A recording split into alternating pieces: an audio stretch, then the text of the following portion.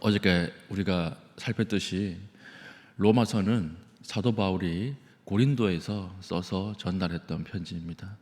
오늘날 지도를 딱 보면 고린도에서 로마까지 몇 킬로일까요? 1400km 정도 됩니다. 서울에서 부산까지 가면 450, 500이 안 되는데 1400이라고 하는 거리는 어마어마한 거리죠.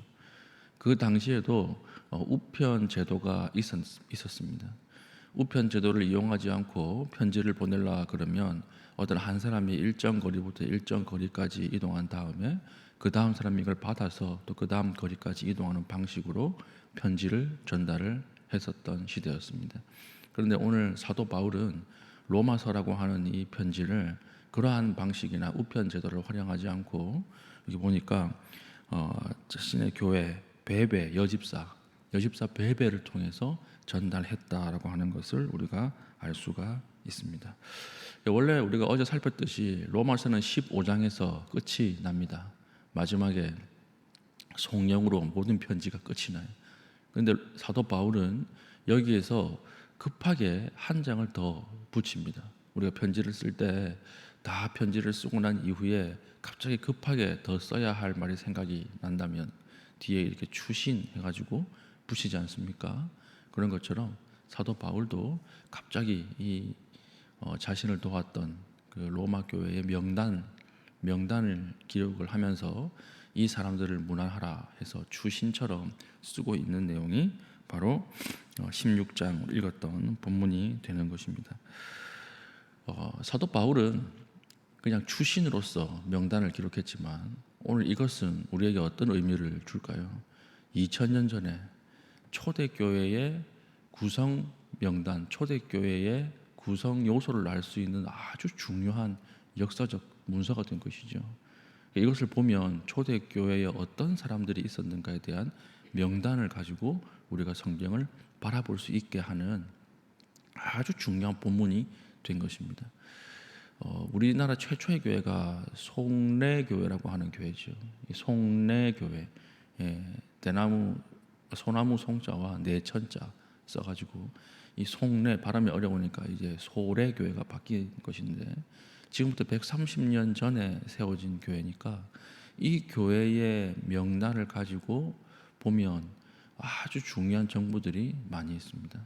우리나라의 그 독립운동가고 독립운동의 지대한 정신적 기초를 마련했던 김규식 박사님, 이 박사님이 이때 130년 전 소래교회의 그 주일학교 학생이었어요. 그리고 대한민국 최초의 목사였던 서경조 목사가 이 교회의 교인이었습니다. 우리나라 신여성 운동에 아주 중요한 역할을 감당했던 김마리아 여사 아시죠? 김마리아 여사가 이 소래교회의 교인이었습니다. 그러니까 지금부터 130년 전 역사의 명단, 교회 명단만 살펴봐도 오늘날 근현대 한국사를 아주 재해석할 수 있는 중요한 정보들이 많이 나오고 있다라고 하는 것이죠. 그러니까 지금부터 2000년 전 명단이에요.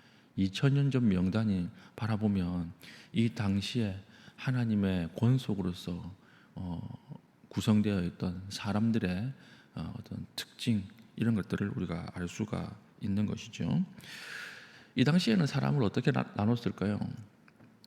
오늘날 우리 사람 어떻게 나눕니까? 그 사람 차를 뭘 타는지, 어떤 동네에서 사는지, 옷을 어떤 걸 입고 다니는지 보고 대충적인 이 계층을 분화하지 않습니까? 근데 이 당시에는 딱 세 가지였어요. 이 당시에 딱 세 가지로 구분을 했는데 첫 번째는 인종으로 유대인인가 이방인인가 이 인종을 구별했습니다.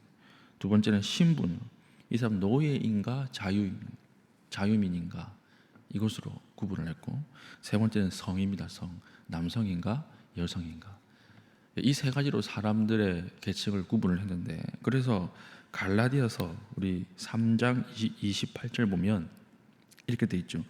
너희는 유대인이나 헬라인이나 종이나 자유인이나 남자나 여자나 다 그리스도 예수 안에서 하나이니라. 오늘 이 3장 28절에서 얘기하는 것이 그 당시에 나누었던 신분의 계층 구조를 가지고 이야기를 한 것이기 때문에 그렇습니다. 그래서 그 당시에는 이 세 가지로 철저하게 나눴는데 오늘 우리에게 주어진 이 명단, 로마서 16장의 명단을 찾아보면 이 신분 계층 구조가 나온다라고 하는 것이죠. 첫 번째는 인종을 중심으로 한번 살펴보겠습니다. 사도 바울 유대인이었죠. 오늘 이 명단 중에 총 34명의 명단이 나오는데 여기에서 사도 바울과 함께 동역했던 사람들을 빼면 순수하게 로마 교회 교인은 26명이 나와요. 그런데 26명 이상이었다고 봐야 됩니다. 왜 그러냐면 여기 보면 13절에 루포와 그의 어머니에게 문안하라 그랬죠. 그러니까 사도 바울은 루포도 알고 루포의 그의 어머니도 알았다라고 하는 것을 알 수가 있죠. 그리고 15절 보면 데레오와 그의 자매와 이랬으니까 데레오도 알고 그의 자매도 알았다라고 하는 것을 알 수 있습니다. 그러니까 최소한 26명 이상, 28명에서 그 이상을 사도 바울은 알았다라고 하는 것이죠. 이 중에 유대인 누굴까요? 사도 바울이 유대인이었죠.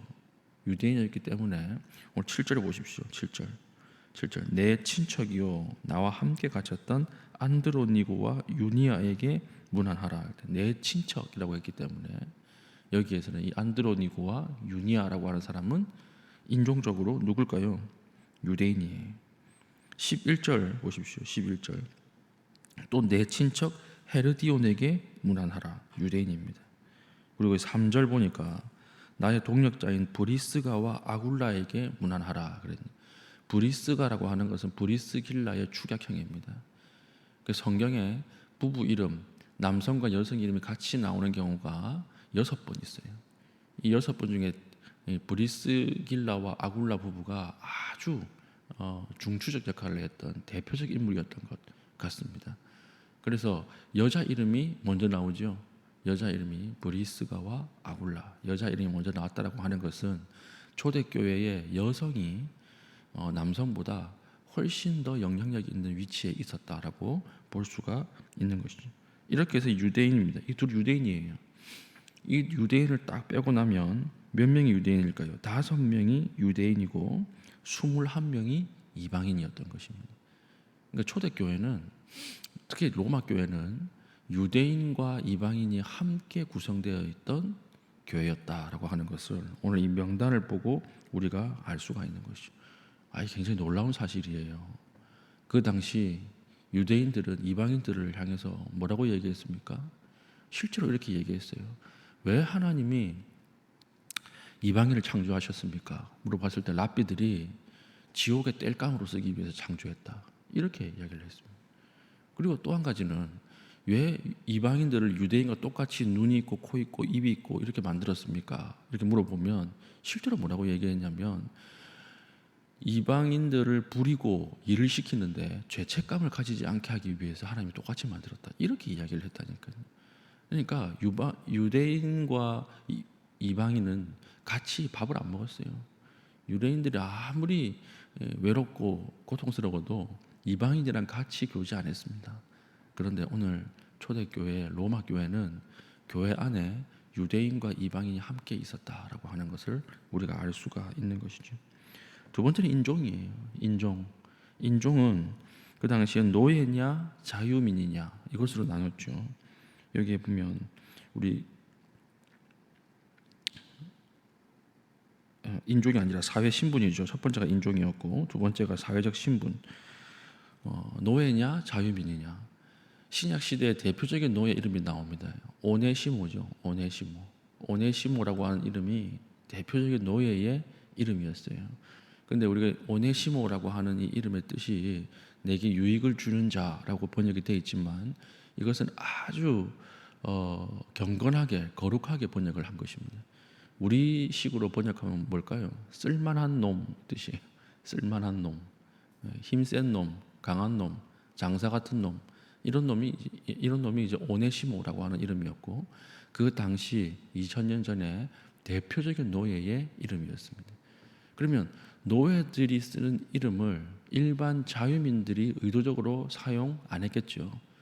그래서 노예들의 이름은 노예들로서 고정되어 있고 고착화되기 시작했다라고 하는 것입니다. 그래서 이들이 쓰는 노예 이름을 쭉 살펴보면 12절 있죠. 12절 주 안에서 수고한 두루베나와 두루보사, 노예 이름이에요. 노예 이름이. 그리고 뒤에 나오는 벳이 노예 이름입니다. 시간이 없기 때문에 일찍 제가 이야기를 빨리 하겠습니다. 그래서 26명 중에 보면 11명이 노예였어요. 11명이 노예였고 나머지 15명이 자유민이었습니다. 이 굉장히 충격적인 명단이에요. 그 당시에 노예라고 하는 것은 합법적으로 승인된 제도였기 때문에 자유민들이 노예랑 같이 상종 안 했어요. 기록에 어떤 기록이 있냐면 그 타키투스라고 하는 역사가의 기록이 있으면 세군투스라고 하는 사람이 있었는데 한 집안 지붕 안에 400명의 노예가 살았던. 그러니까 거기 노예가 인격이 있었겠습니까? 노예가 거기 뭐 잘 먹고 잘 뽑고 잘 수 있었겠어요? 400명의 노예가 한 지붕 아래 살았다. 이렇게 기록이 되어 있고 이 세군투스가 암살을 당해서 죽어요. 암살을 당해서 죽는데 노예가 주인을 지키지 못했다 그래가지고 하루 만에 400명을 다 처형시킵니다. 다 죽여요. 그래도 되는 시대였어요. 그러니까 얼마나 이 노예라고 하는 것은 그냥 숨 쉬는 도구, 일방적인 소유물 정도로 생각했지 인격으로 생각 안 했습니다. 그런데도 초대교회를 딱 바라보면 초대교회 안에 믿음의 백성이 되었고 형제자매가 되었다라고 하는 고백 안에 누가 있었어요? 절반이 노예였고 절반이 자유민이었다라고 하는 것입니다. 노예와 자유민이 함께 분포되어 있는 교회가 로마 교회였다라고 하는 것입니다. 세 번째는 성이죠. 남성, 여성. 6절 보면 마리아라고 나와 있죠. 6절 마리아에게 문안하라. 대표적인 여성 이름입니다. 여성 이름. 7절 유니아 여성 이름이에요. 12절 주 안에서 수고한 두루베나와 두루보사 여성 이름이에요. 이렇게 해서 쭉 보면 26명 중에 8명은 여성이에요. 19명은 남성이에요. 초대교회는 남성과 여성이 함께 있었다라고 하는 거예요.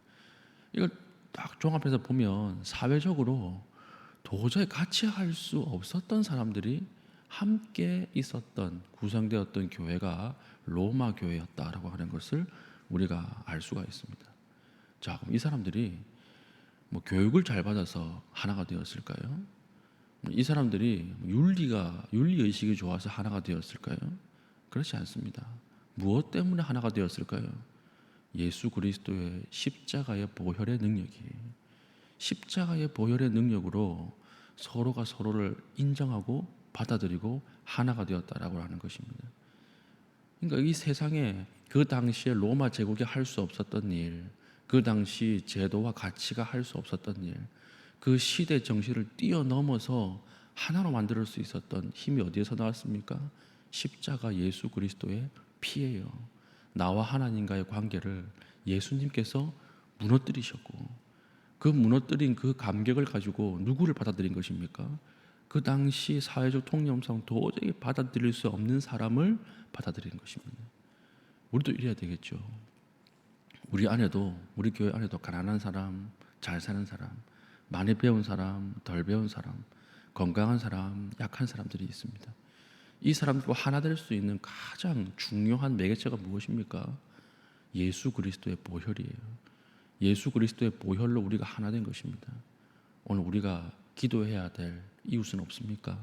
우리 구역 안에 나의 기도가 정말 필요하고 내가 위로하고 권면해야 할 사람은 없습니까? 사람들 보십시오. 만나보면 다 이 절망하고 있어요. 다 격려가 필요해요. 다 사람들 넘어져 있어요. 근데 세상 사람들은 다 거기 와가지고 그것을 해석하려고 하고 어떻게든 더 짓뭉개서 못 일어나게 만드는데, 근데 교회 안에서 우리가 서로를 권면하고 격려하고 위로하고 기도하고 상처가 고민이 있으면 들어주고 싸매주고 그렇게 할 때 예수 그리스도의 보혈로 교회가 하나 되는, 그리고 그 하나 되는 성도들이 세상을 바꿀 수 있는 것입니다. 오늘 적대적 원수 그리고 차별이 없는 공동체, 복음 안에서 완성되었던 것처럼 우리 교회도 예수 그리스도의 보혈 안에서 차별이 없는 공동체, 그리고 예수 그리스도 안에서 서로가 서로를 위로하는 공동체 될 수 있기를 예수님의 이름으로 축복합니다. 아멘. 기도하겠습니다. 기도할 때 예수 그리스도 안에서 하나님 한 몸을 이루게 하여 주시옵소서. 오늘 나의 기도와 또한 내 이웃의 기도를 놓고 기도합니다. 주님 긍휼을 베풀어 주시고 은혜로 건져 주시옵소서. 기도하신 이후에 개인적인 기도의 제목을 가지고 기도하시고 자유롭게 돌아가시겠습니다.